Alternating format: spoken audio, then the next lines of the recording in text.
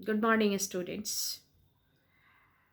Part 1 students and all the students of psychology because कि हम fundamental psychology यानी जो जनरल साइकोलॉजी है जब हम उसको पढ़ते हैं तो ये किसी एक ग्रुप के लिए नहीं होता है. These are the basics of psychology. यहाँ पे हम लोग कंसंट्रेट कर रहे हैं इंटेलिजेंस के संबंध में, बुद्धि. इसकी परिभाषा के संबंध में मैंने पहले दो वीडियो आपको जारी किया है, जो वीडियो मैंने शूट किया और आपको यूट्यूब के माध्यम से पहुंचाया. थोड़ा सा उसका रिकैप करते हैं.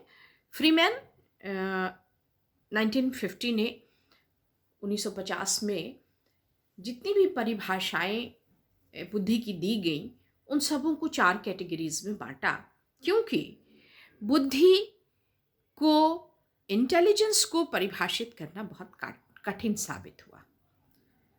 इसका मेजरमेंट बहुत आसान था क्योंकि different types of intelligence measuring tools या क्वेश्चनर्स बनाए गए according to the standard chronological age, mental age, इन सब चीज़ों को मिला के.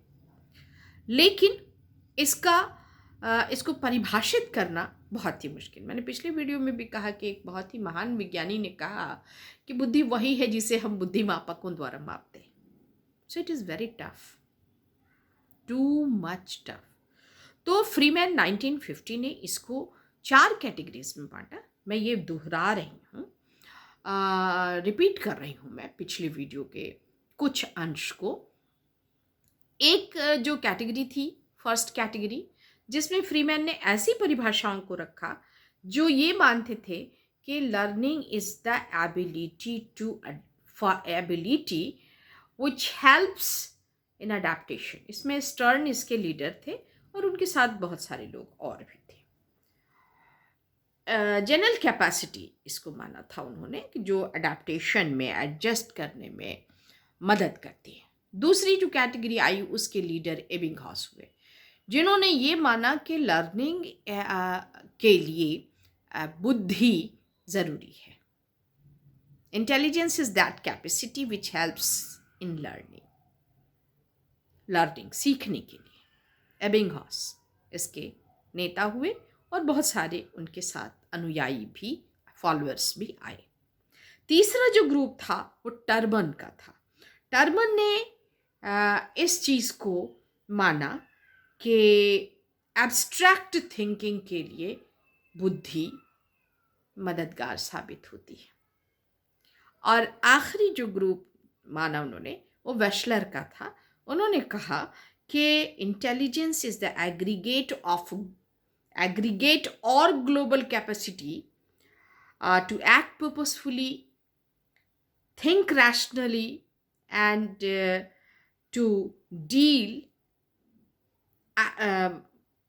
effectively with the environment, जो वातावरण के साथ इफेक्टिवली डील करे, वह क्षमता इंटेलिजेंस कहलाती है. That's all. आज हम लोग नेचर ऑफ इंटेलिजेंस पे बात करेंगे और इसमें बुद्धि का स्वरूप की बात करेंगे इस वीडियो में. छोटे वीडियोस 10 से 11-12 मिनट के वीडियोस जो हैं वो बहुत अच्छे होते हैं और उनमें बच्चे उगता लर्निंग मटेरियल का साइज़ भी बहुत मैटर करता है. मैंने लर्निंग चैप्टर में आपको बताया है. बहुत लॉन्ग मटेरियल अगर आपको दिया जाएगा तो आपको बोरिंग भी हो जाता है और कैपेसिटी ऑफ ग्रास्पिंग कैपेसिटी जो है वहाँ पर फेलियर हो जाती है. तो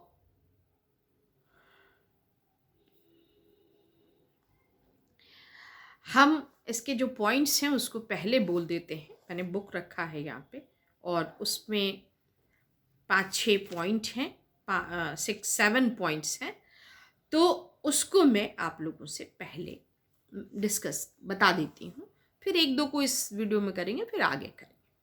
तो बुद्धि के संबंध में अनुमान करते हैं. इसका जो नेचर होता है, ये बुद्धि के संबंध में अनुमान करते हैं, उसे देखते नहीं हैं. बुद्धि पूर्णतः अनुमानित व्यापार है। क्या है? इन्फर्ड फेनोमेना, अनुमानित है। जो हम अनुमान लगाते हैं कि ये आदमी बुद्धिमान है, वो आदमी बुद्धिमान है, जो प्रॉब्लम्स को सॉल्व कर लेता है, जो इजीली एडजस्ट कर जाता है, जो अच्छे से लर्न कर लेता है, यानी वो जो चारों परिभाषाओं की कैटेगरी है, उसमें से अगर आप देख लें, जो सोचता बहुत अच्छा है, जिसकी सोच बहुत अच्छी है, उन सबों को, यानी एक हाइपोथेटिकल कॉन्सेप्ट है और इन्फर्ड फेनोमेना इसको कहा गया, हाइपोथेटिकल नहीं कहा गया, इन्फर्ड। और दूसरा जो पॉइंट है वो अब आप लिखिए। पहला, बुद्धि के संबंध में अनुमान करते हैं, इसको देख नहीं सकते। दूसरा पॉइंट है कि बुद्धि का प्रदर्शन उच्चतर मानसिक क्रियाओं द्वारा होता है, हायर मेंटल प्रोसेस द्वारा। उच्चतर मानसिक क्रियाओं द्वारा बुद्धि का परिचय मिलता है। ये नेचर, ये स्वरूप है इंटेलिजेंस का। तीसरा है, बुद्धि की मात्रा में वैयक्तिक भिन्नता होती है। बुद्धि की मात्रा में वैयक्तिक इंडिविजुअल डिफरेंस होता है। कोई कम बुद्धिमान है, कोई ज़्यादा बुद्धिमान है। जो कोई किसी पक्ष पे ज़्यादा बुद्धि प्रदर्शित करता है, कोई किसी पक्ष पे कम बुद्धि प्रदर्शित करता है। तो इंडिविजुअल डिफरेंस होता है। बुद्धि लगभग स्टेबल होती, स्थिर होती है। एक खास आयु तक आदमी जो है वो सीखता है, और उसके बाद इसको मैं जब डिटेल में जाऊंगी तो आपको बताऊंगी कि किन लोगों ने इसको एक खास आयु तक ही बढ़ती है, स्टेबल रहती, ये लगभग स्थिर रहती। ये आपका चौथा पॉइंट है। पांचवा पॉइंट है कि बुद्धि पर आनुवंशिकता का बहुत प्रभाव पड़ता है, हेरिडिटी का। इंटेलिजेंट पेरेंट्स के बच्चे भी इंटेलिजेंट होते हैं। ये चीज बहुत, आनुवंशिक गुणों का बहुत प्रभाव देखा गया है इंटेलिजेंस पर। गॉल्टन तो इसके बहुत बड़े अनुयायी रहे, ये बात अलग से मैं आपसे कह रही हूँ। और अब हम इस पे बात करेंगे कि नेक्स्ट जो पॉइंट है हमारा छठा, कि बुद्धि अखंड योग्यता है या अनेक योग्यताओं का योगफल है। बुद्धि अनेक योग्यताओं का योगफल है या अखंड यूनिटरी कैपेसिटी है। ये एक चीज़ है जिसको हम लोग two factor theory and multi factor theory, इस पर आपको पढ़ना भी है। Two factor, multi factor, Thorndike का, गिलफोर्ड का, इन सारी लोगों का आपको पढ़ना भी है, जो आगे हम इस पर डिस्कस करेंगे।